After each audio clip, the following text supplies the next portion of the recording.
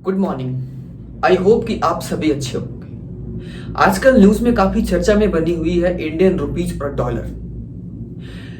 News में ये चर्चा आ रही है कि इंडियन रुपीज जो वो डॉलर के मुकाबले डेप्रिसिएट हो रहा है। जो डॉलर है वो इंडियन रुपीज के जो डॉलर है वो इंडियन रुपीज के मुकाबले एप्रिसिएशन हो रहा है डॉलर में। तो ये एप्रिसिएशन और डिप्रिसिएशन का जो खेल चल रहा है, ये क्या खेल चल रहा है, यही खेल को जानने के लिए इस वीडियो में मैं आया हूँ। तो चलिए, स्वागत है आपको इस economics.com के यूट्यूब चैनल में। यहाँ पे मैं आपको एक्सप्लेन करूंगा कि जो एक्सचेंज रेट है वो एक्सचेंज रेट क्या होते हैं। ये जो एप्रिसिएशन और डेप्रिसिएशन का खेल चल रहा है डॉलर और रुपीज में, ये क्या होते हैं। तो फ्रेंड, सबसे पहले हम जानते हैं कि ये एप्रिसिएशन और डेप्रिसिएशन डॉलर रुपीज में क्या होता है।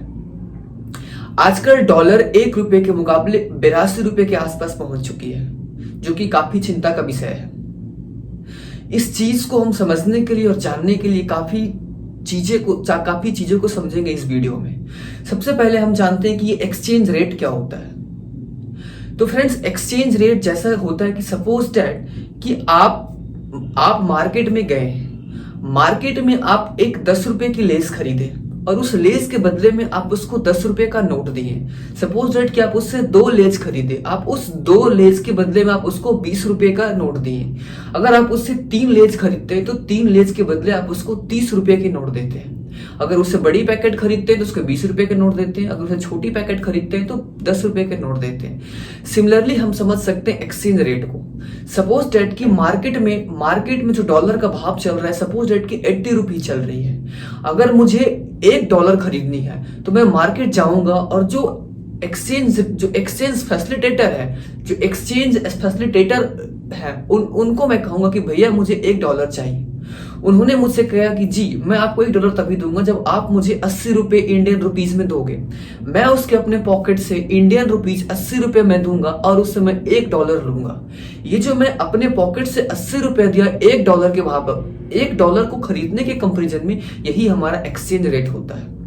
सपोज दैट मार्केट हम गए, मैंने मार्केट जो एक्सचेंज रेट का फैसिलिटेटर है, मैं उससे कहा कि भैया मुझे 1 पाउंड चाहिए। उन्होंने मुझसे कहा कि अगर आपको 1 पाउंड चाहिए तो आपको 96 रुपीज देने होंगे। मैंने उससे 96 रुपीज दिया और उससे 1 पाउंड खरीदा। सपोज मैं तीसरी करेंसी की बात करता हूं, तो तीसरी करेंसी की मैं बात करता हूं कि मैं मार्केट गया और मार्केट में जो एक्सचेंज फैसिलिटेटर बैठा है, मैं उससे कहा कि भैया मुझे €1 चाहिए। उन्होंने कहा कि €1 अगर आपको चाहिए तो मुझे 75 रुपए देने पड़ेंगे, 75 रुपीज देने पड़ेंगे। मैं उस €1 को खरीदने के बदले मैं उसको 75 रुपीज दिया हूं। ये हमारा एक्सचेंज रेट को दर्शाता है। ये हमारा एक्सचेंज रेट को दर्शाता है। तो जनरली इसमें हो क्या रहा है कि हम एक यूनिट फॉरेन करेंसी को खरीदने के लिए, जनरली इसमें क्या हो रहा है कि एक यूनिट फॉरेन करेंसी को खरीदने के लिए हम कितने डोमेस्टिक करेंसी खर्च कर रहे हैं या हम कितने डोमेस्टिक करेंसी उसको दे रहे हैं ताकि हमको एक यूनिट फॉरेन करेंसी हमको मिल सके। ये टोटली होता है एक्सचेंज रेट। तो आइए डेफिनेशन हम जानते हैं कि एक्सचेंज रेट क्या होता है। एक्सचेंज रेट का डेफिनेशन समझते हैं। तो फ्रेंड्स, एक्सचेंज रेट का डेफिनेशन होता है कि मैं पढ़ता हूं definition. Exchange rate can be defined as the total amount of domestic.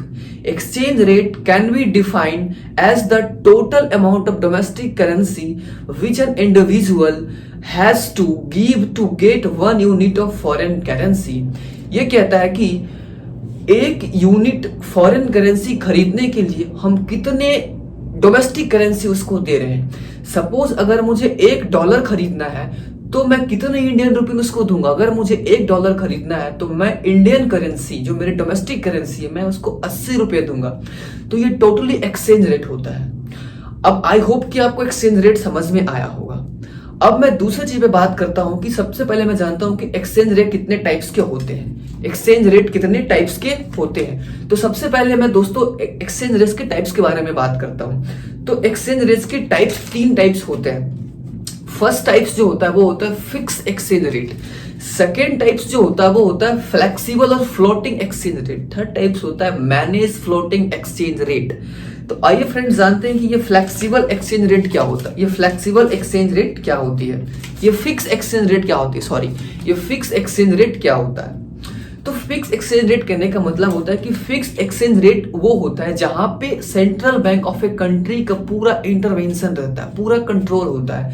Suppose that कि सेंट्रल बैंक ने कहा कि मैं आपको $1 के मुकाबले 60 रुपया दूंगा। उन्होंने फिक्स कर दिया कि मैं $1 के बराबर 60 रुपया दूंगा। यहाँ पे मार्केट फोर्सेस का इंटरवेंशन नहीं है, यहाँ पे टोटली गवर्नमेंट के, यहाँ पे totally central bank of a country का इंटरवेंशन होता है। उन्होंने $1 के मुकाबले डॉलर को फिक्स कर देता और $1 के मुकाबले रुपये को फिक्स कर देता है। यहाँ पे किसी भी तरीके के कोई मार्केट फोर्सेस का इंटरवेंशन नहीं होता है। इस मेथड को कहते हैं फिक्स एक्सचेंज रेट मेथड। उसका डेफिनेशन जानते हैं। जो फिक्स एक्सचेंज रेट होता है वो होता है कि in a fix exchange rate the central bank of the country links the value of domestic country with the major currency like dollar। वो किसी भी कंट्री की जो करेंसी है वो अपने डोमेस्टिक करेंसी के तुलना में वो फिक्स कर देता है कि मैं अगर $1 आपको खरीदनी है तो मुझे आपको 60 रुपीज देने पड़ेंगे, या फिर अगर आपको $1 चाहिए तो मुझे 60 रुपीज आपको देने पड़ेंगे। ये होता है फिक्स्ड एक्सचेंज रेट। अब दोस्तों बात करते हैं फ्लेक्सिबल और फ्लोटिंग एक्सचेंज रेट। अब दोस्तों बात करते हैं फ्लेक्सिबल और फ्लोटिंग एक्सचेंज रेट। ये क्या होता है? तो ये बेसिकली फिक्स एक्सचेंज रेट का उल्टा होता है, ये फिक्स एक्सचेंज रेट का अपोजिट होता है। इस पे क्या होता है कि टोटली जो मार्केट फोर्सेस का कंट्रोल होता है। यहाँ पे मार्केट फोर्सेस इंटरवीन करता है। यहाँ पे जो सेंट्रल बैंक है उसके इंटरवीन यहाँ पे नहीं होते। क्यों नहीं होते? क्योंकि यहाँ पे जो वैल्यू है वो फ्लक्चुएट करती है। यहाँ पे जो एक्सचेंज रेट का वैल्यू है वो डिमांड के ऊपर डिपेंड होता है। सपोज दैट जैसे किसी भी चीज का अगर डिमांड बढ़ जाता है तो उसकी प्राइस भी बढ़ जाती है। जब डिमांड बढ़ता है तो प्राइस भी बढ़ता है। क्यों? क्योंकि सप्लाई कम जाती है, क्योंकि सप्लाई कांस्टेंट हो जाती है। कांस्टेंट सप्लाई और डिमांड बहुत हाई है तो प्राइस बढ़ेंगे। सिमिलरली हम समझ सकते हैं कि अगर डॉलर की बात करते हैं तो इंडियन रुपीस के मुकाबले डॉलर अभी काफी तेजी से बढ़ रहा है। इन द सेंस कि अभी मार्केट में डॉलर का जो डिमांड है वो काफी ज्यादा बढ़ गया है। तो डॉलर का डिमांड अगर काफी ज्यादा बढ़ गया तो जाहिर सी बात है कि उसकी प्राइस में इंक्रीजमेंट हो जाएगी, उसकी प्राइस में बढ़ोतरी हो जाएगी। ये चीजें फ्रेंड्स होती है फ्लोटिंग एक्सचेंज रेट, जो कि टोटली मार्केट फोर्सेस का ही कंट्रोल होता है। अगर जैसे जैसे मार्केट के हिसाब से अगर डिमांड के वैल्यू में फ्लक्चुएशन होगा वैसे वैसे डॉलर की प्राइस बढ़ेगी, वैसे वैसे फॉरेन करेंसी की प्राइस बढ़ेगी जिसकी ज्यादा डिमांड मार्केट में होगी। ये मैं कुछ देर बाद चर्चा करूंगा कि जो डॉलर का डिमांड है वो क्यों ज्यादा तेजी होता है, क्यों ज्यादा बढ़ता है, डॉलर की डिमांड क्यों ज्यादा होता है। तीसरी जो टाइप्स है एक्सचेंज रेट की वो है मैनेज फ्लोटिंग एक्सचेंज रेट। जो मैनेज फ्लोटिंग एक्सचेंज रेट है दोस्तों, ये बेसिकली फिक्स्ड एक्सचेंज रेट और फ्लोटिंग एक्सचेंज रेट का ब्लेंड है, ये कॉम्बिनेशन है। इसमें क्या होता है फ्रेंड्स कि एक प्राइस बैंड फिक्स कर दिया जाता है कि सपोज अगर $1 65 और 75 रुपए के बीच के आसपास रहेगा तब यहाँ पे मार्केट फोर्सेस का कंट्रोल रहेगा, मार्केट फोर्सेस का इंटरवीन रहेगा। जैसे ही 75 के पार अगर डॉलर हो गया या फिर 65 का नीचे डॉलर आ गया तब यहाँ पे सेंट्रल बैंक का इंटरवेंशन आ जाएगा। इसको कहते हैं manage floating exchange rate. Friends, आपसे मेरा एक सवाल है कि मुझे आपको कमेंट में करके बताना है कि ये जो 3 में से ऐसे कौन से एक्सचेंज रेट है जो भारत में फॉलो किया जा रहा है, जो इंडिया में फॉलो किया जा रहा है। अब दोस्तों हम तीनों टाइप्स देख लिए, एक्सचेंज रेट देख लिए। दोस्तों मैंने आपसे प्रॉमिस किया था कि मैं आपको डॉलर की ज्यादा डिमांड होने का कारण मैं थोड़ी सी देर में बताऊंगा, तो अभी मैं क्लियर करता हूं। डॉलर का जो डिमांड मार्केट में बढ़ने का जो मुख्य कारण है वो अभी फिलहाल आर्टिकल में छप रही है, न्यूज चैनलों में आ रही है कि जो फेडरल रिजर्व बैंक है अमेरिका का, यूएस का जो फेडरल रिजर्व बैंक है, उन्होंने अपने इंटरेस्ट रेट में बढ़ोतरी की है। उन्होंने अपने जो इंटरेस्ट रेट है वो अपलिफ्टमेंट की है। ये मेन कारण है कि जो डॉलर की डिमांड मार्केट में बढ़ चुकी है, क्योंकि सारे लोग फेडरल यूएस का जो फेडरल बैंक है वहां निवेश करना चाहेंगे। क्यों? क्योंकि वहां पे इंटरेस्ट रेट ज्यादा है और वहां से रिटर्न अच्छी आएगी। तो जहां अच्छी रिटर्न आएगी वहीं इन्वेस्टर जाएंगे, और जहां इन्वेस्टर जाएंगे वहां साथ में डॉलर लेके जाएंगे। जब साथ में डॉलर लेके जाएंगे तो डॉलर को परचेज भी करेंगे। जब डॉलर को ज्यादा परचेज करेंगे तो मार्केट में ज्यादा डिमांड होगी। जब मार्केट में ज्यादा डिमांड होगी और सप्लाई कम होगा, तब डॉलर के वैल्यू, डॉलर के प्राइस में एकदम से उछाल आएगा। ये मुख्य कारण होता है डॉलर को इंक्रीजमेंट और डॉलर के प्राइस को बढ़ाने में। अब दोस्तों बात करते हैं कि किन लोगों पे ये इंपैक्ट पड़ता है जब डॉलर के प्राइस में इंक्रीजमेंट आती है, या जब इंडिया और डॉलर के प्राइस में इंडियन रुपीस के कंपैरिजन में डॉलर के मुकाबले जब डॉलर ज्यादा होती है भारतीय रुपयों के हिसाब से, तब किन किन लोगों पे इंपैक्ट आता है, किन किन लोगों को प्रभाव पड़ता है। तो दोस्तों इसको हम दो सिचुएशन में देखेंगे। पहला सिचुएशन में हम देखेंगे कि जब डॉलर का एप्रिसिएशन होता है, जब डॉलर की प्राइस में इंक्रीजमेंट आती है। सपोज दैट कि आप पैसे रिसीव करने वाले हैं फॉरेन कंट्री से। सपोज कि मेरे जो डैड हैं वो अमेरिका में रहते हैं, वो मुझे मेरे बर्थडे के गिफ्ट पे $100 मेरे को वो ट्रांसफर करते हैं। उस $100 के मुकाबले सपोज अगर 70 रुपीज पर डॉलर मार्केट में चल रही है तो मुझे 7,000 रुपए मिलेंगे। अगर तो मैं पैसे रिसीव करने वाला हूं, अगर 70 रुपए के हिसाब से मार्केट में चल रही है तो मुझे 7,000 मिलेंगे।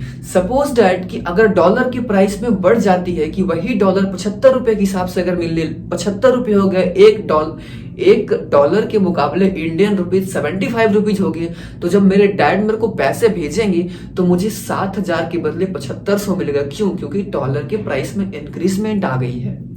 ये उन लोगों को फायदा होगा फ्रेंड्स जो एक्सपोर्ट करते हैं। सपोज दैट कि मेरा कारोबार है वो मिल्क का कारोबार है, मैं मिल्क को एक्सपोर्ट करता हूं यूएस में, तो मुझे अगर मैं एक्सपोर्ट करता था तो मुझे 12 रुपए, मुझे 70 रुपए मिलते थे $1 के मुकाबले। $1 के मुकाबले मुझे 70 रुपए मिलते थे। अब जैसे ही डॉलर के प्राइस में बढ़ोतरी हुई, इंक्रीजमेंट हुई, तो मुझे वही $1 के मुकाबले मुझे 75 रुपीज मिल रहे हैं। तो यहाँ पे डॉलर के प्राइस में इंक्रीजमेंट होने के कारण मुझे बेनिफिट हो रहा है। तो वो उन लोगों को बेनिफिट होगा जो मनी बाहर से रिसीव करते हैं, और जो एक्सपोर्ट करते हैं उनको बहुत ज्यादा फायदा होगा। और ये नुकसान किसका होगा फ्रेंड्स? ये उसको नुकसान होगा जो बाहर से इंपोर्ट करते हैं। सपोज दैट मेरे को अमेरिका से आईफोन खरीदनी है, तो पहले $1 के मुकाबले मुझे 70 रुपए देने पड़ते थे। अब वही $1 के मुकाबले मुझे 75 रुपीज देने पड़ेंगे। तो मुझे आईफोन खरीदना अमेरिका से महंगा पड़ जाए क्योंकि डॉलर की प्राइस में बढ़ोतरी हो गई। अब दूसरे सिचुएशन दोस्तों समझते हैं कि ये नेगेटिव पॉइंट समझते हैं इसको कि किन को घाटा होगा।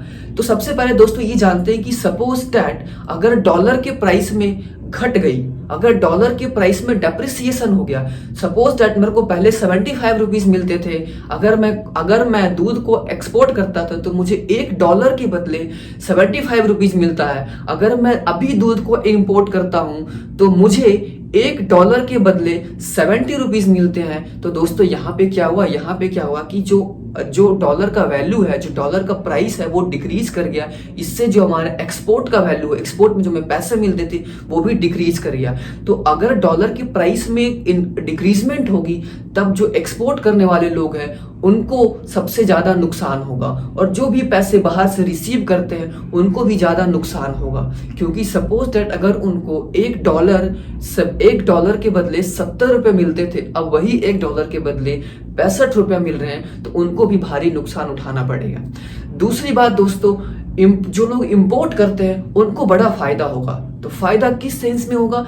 सपोज दैट कि मेरा कारोबार आईफोन का है, मेरा कारोबार मोबाइल बिजनेस का है, और मैं बाहर से मोबाइल इंपोर्ट करता हूं, मैं अमेरिका से मोबाइल इंपोर्ट करता हूं, और मुझे जब मैं मोबाइल इंपोर्ट करता था तो मुझे $1 के बदले पहले 75 रुपीज देने पड़ते थे।